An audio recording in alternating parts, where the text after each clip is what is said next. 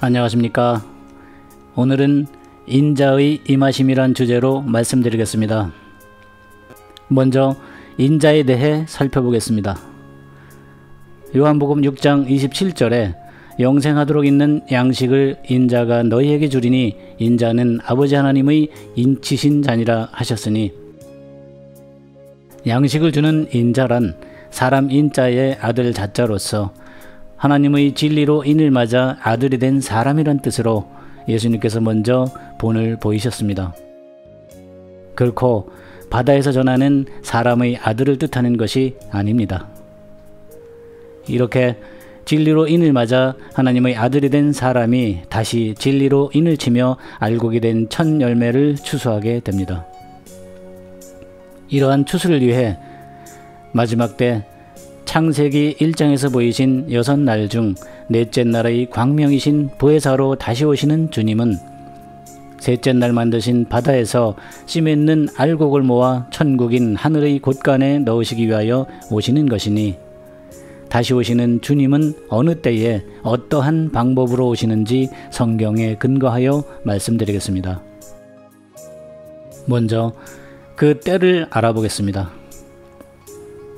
마태복음 24장 37절로 39절에 노아의 때와 같이 인자의 임함도 그러하리라. 홍수 전에 노아가 방주에 들어가던 날까지 사람들이 먹고 마시고 장가들고 시집가고 있으면서 홍수가 나서 저희를 다 멸하기까지 깨닫지 못하였으니 인자의 임함도 이와 같으리라 하신 말씀에서, 노아의 때 일어난 홍수는 사람이 먹을 수 없는 물로 망하게 됨을 육적인 모형으로 보이신 것입니다. 베드로전서 3장 21절에서 물은 예수 그리스도의 부활하심으로 말미암아 육체의 더러운 것을 씻어내는 율법적 행위의 세례가 아니며 오직 선한 양심으로 하나님의 뜻을 알고 찾아가게 하는 진리의 세례라 하셨습니다. 주님의 재림 때에도 히브리서 6장 1절로 3절에서 말씀하신 대로 현재의 바다에서 행하는 율법적 세례와 안수들과 천국을 죽어서 간다고 전하는 죽은 자의 부활과 같은 도의 초보적인 교훈의 터를 떠나야 흙에 속한 첫사람에서 벗어나 하늘에 속한 둘째 사람으로 거듭나게 됩니다. 이처럼 오늘날 노아의 홍수 때와 같이 먹을 수 없이 짠 바닷물이 종교 세상에 넘쳐나므로 비진리가 난무하는 영적인 홍수 속에서 진리를 찾아 방주에 타야 할 때입니다. 그렇다면 노아의 때와 같은 오늘날을 살고 있는 우리는 어떠해야 할까요? 마태복음 24장 16절의 말씀대로 그때에 유대에 있는 자들은 산으로 도망할지어다 하신 바와 같이 스스로 진리를 찾고 구하며 천국의 문을 두드리는 분은 하나님께 택하심을 받은 분이기에 진리의 영으로 오시는 주님을 영접하며 시온산으로 나오시어 예비된 천국을 상속받으셔야 하는 것입니다. 이 산이 바로 노아의 8가족이 탔던 방주이며 요한계시록 21장 1절로 2절의 새 예루살렘 성이고, 처음 창조된 처음 하늘 처음 땅에서 새하늘 새 땅으로 거듭나 이 성으로 들어온 자들이 하늘에서 난 둘째 사람이 되는 것입니다. 그러면 주님은 어떠한 방법으로 재림하시는지 말씀드리겠습니다. 재림하시는 주님을 알기 위해서는 먼저 영을 분별하는 능력이 있어야 합니다. 요한일서 4장 1절로 3절에서 거짓 선지자가 세상에 나왔으니 영을 다 믿지 말고 오직 영들이 하나님께 속하였나 시험하라 하셨으니, 시험하는 방법을 아셔야 합니다. 그 방법은 예수 그리스도께서 육체로 오신 것을 시인하는 영마다 하나님께 속한 영이요, 예수를 시인하지 아니하는 영마다 하나님께 속한 영이 아니니 이것이 곧 적그리스도의 영이니라 하셨습니다. 이 말씀은 예수님의 재림에 대하여 실제로 하늘의 구름을 타고 육체로 오실 것을 바라고 구름만 쳐다보며 기다리는 자들을 거짓의 영이라 하신 것이며, 반대로 내 육체 안에 진리의 영으로 오시는 것을 시인하는 자라야 하나님께 속한 영이라 하신 것입니다. 그러하기에 마태복음 24장 26절에서도 그리스도가 광야에 있다 하여도 나가지 말고 골방에 있다 하여도 믿지 말라 하셨으니 그리스도는 내 육체 안에 오시는 것이므로 다른 곳에서 찾지 말라는 뜻입니다. 이는 요한복음 14장 26절에서 보듯 아버지께서 예수님의 이름으로 보내실 성령 곧 보혜사가 내 안에 임하시기 때문입니다. 근래에 교세가 급속히 확장되며 자신을 보혜사라 하는 어느 신흥 종교의 교주처럼 보혜사는 결코 한 사람에게 임하시는 것이 아니며 진리를 찾고 구하는 모든 자들에게 진리의 영으로 임하시게 되는 것입니다. 요한복음 14장 17절에서 저는 진리의 영이라 하셨기에 육체로 구름을 타고 오실 것을 믿는 세상은 능히 저를 받지 못하나니 이는 저를 보지도 못하고 알지도 못함이라 하셨으니 진리의 영으로 내 안에 다시 오시는 주님을 믿는 너희는 저희를 아나니 저는 너희와 함께 거하시며 또 너희 속에 계시겠습니다 하신 것입니다. 결론적으로 말씀드리면 예수님은 보혜사 곧 진리의 성령으로 내 육체 안에 재림하시는 것입니다.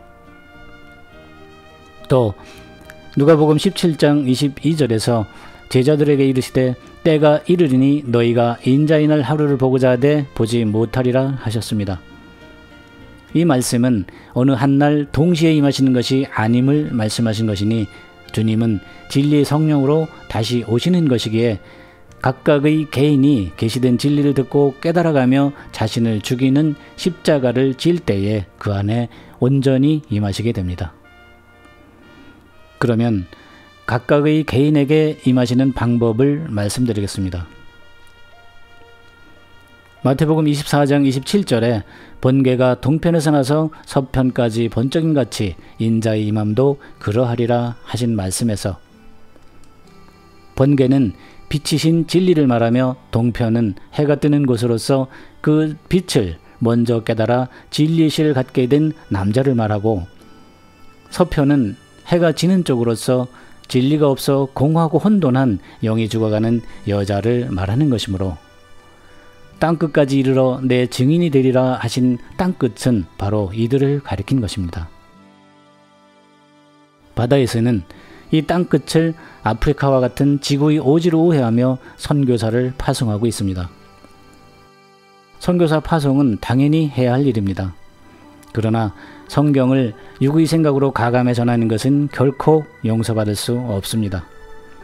그러기에 요한계시록 22장 18절로 19절에 가감하는 자는 생명나무의 참여함을 제하여 버리신다 하셨습니다. 지난 시간에 남편과 아내를 통해 말씀드렸듯이 진리의 씨는 남편을 통해 아내에게 심겨지는 것이므로 주님의 이름으로 오시는 진리의 영을 영접하여 먼저 인을 맞은 동편의 씨가 진 남자를 자신에게 인치는 남편된 머리로 맞이한 서편의 아내된 육신에게 진리로 임하시게 된다는 뜻입니다. 이러한 이치를 알 수 없었던 주님을 믿는 바다의 모든 육신들은 이 진리가 세상에 널리 알려진 후에야 비로소 깨닫게 될 것입니다. 그러나 영이께서 진리를 찾고 구하시는 분이셨다면 이 음성을 듣고 이치적으로 깨달아져 남들보다 먼저 진리를 찾아 나오시게 될 것입니다. 그렇다면 주님께서 타고 오시는 구름은 무엇을 말씀하시는지 보겠습니다. 마태복음 24장 30절의 그때에 인자의 징조가 하늘에서 보이겠고 그때에 땅의 모든 족속들이 통곡하며 그들이 인자가 구름을 타고 능력과 큰 영광으로 오는 것을 보리라 하셨으니 이 징조는 창세기 1장 14절의 넷째 날에 이루어지는 것으로 보혜사로 열어주시는 계시를 말합니다. 이 광명으로 계시 때를 알리는 사시와 날을 알리는 일자와 해마다 사람을 추수하여 수를 늘리라는 연한이 있게 됩니다. 그때에 하늘의 구름만 쳐다보며 주님의 재림을 기다리던 현재 바다의 모든 육신들이 자신들의 무지함을 한탄하며 때늦은 후회의 통곡을 하게 될 것입니다. 여기에서 큰 능력과 영광으로 타고 오시는 이 구름은 보이지 않게 오시게 될 것을 뜻하신 것이며 이렇게 주님께서 타고 오시는 자는 고린도전서 11장 3절에서 보이신 진리의 실을 가진 남자의 머리를 타고 오신다는 뜻으로서 이들을 구름이라 합니다. 물은 말씀이시니 곧 진리를 가졌으나 겉으로는 보이지 아니하는 구름을 비유하신 것입니다. 반면에 겉으로는 진리를 가진 자처럼 보이나 실상은 거짓의 실을 전하는 바다의 거짓 목자들을 가리킨 말씀을 보겠습니다. 베드로서 2장 17절에서 이 사람들은 물 없는 셈이요 광풍에 밀려가는 안개니 저희를 위하여 캄캄한 어두움이 예비되어 있다 하셨으니, 이들은 거짓 목자로서 진리가 없는 셈이며 진리가 올 때에 자신의 치부가 드러나게 되어 모두 말라 없어지게 되는 안개로 비유하셨습니다. 또한 유다서 1장 12절로 13절에서는 저희는 기탄 없이 너희와 함께 먹으니 너희의 애찬의 암초라 하셨으니, 진리를 구하는 자들의 앞을 가로막는 암초로 비유하셨으며, 자기 몸만 기르는 목자요 바람에 불려가는 물 없는 구름이요 죽고 또 죽어 뿌리까지 뽑힌 열매 없는 가을 나무라 하심은, 현재의 바다의 현실을 보시면 알 수 있듯이 자기 몸만 기르는 목자들이 있으니 그들은 물 없는 구름 곧 진리가 없는 남자요 거짓 목자로서 그 입에서 나오는 열매가 없는 가을나무 같은 자이기에 불에 태워질 자라 하십니다. 이들은 진리가 바다에 전해질 때에 자신들을 합리화시키기 위한 자기의 수치의 거품을 뿜는 바다의 거친 물결이며 영혼이 예비된 캄캄한 흑암에 돌아갈 유리하는 별들이라 하셨습니다. 이렇게 계시된 참 진리가 끝없이 바다로 흘러 들어갈 때에 거짓 목자들 곧 빛을 발하지 못하고 떠도는 별들로 인하여 바다에 거친 파도가 일게 되고 그들의 입에서 거품을 뿜는 일들이 있게 될 것입니다. 이것이 마태복음 24장 21절의 이는 그때에 큰 환란이 있겠습니다. 창세로부터 지금까지 이런 환란이 없었고 후에도 없으리라 하신 큰 환란의 시작입니다. 이때부터 에스겔 47장 6절로 12절의 예언대로 계시된 물이 동방으로 향하여 흘러 내려가서 바다에 이르리니 이 흘러내리는 물로 바다의 물이 소성함을 얻을지라 하신 말씀이 응하게 될 것입니다. 이는 궁창 윗물로 계시된 진리를 깨달은 동편의 남자를 통하여 바다로 흘러들어가 도의 초보적인 궁창 아랫물이 소성될 것을 예언하신 것이니, 물이 바다 덮음같이란 찬양이 바로 이 말씀을 가리킨 것입니다. 이제는 밭에 감추인 보화를 찾아 진리를 바로 보시는 영안이 열리시어 이치적으로 참과 거짓을 따져보시고 천국에 이르시기 바랍니다. 다음 시간에는 주님께서 다시 오시는 이유에 대하여 말씀드리겠습니다. 감사합니다. 궁금하신 점은 아래 이메일로 문의해 주시기 바랍니다.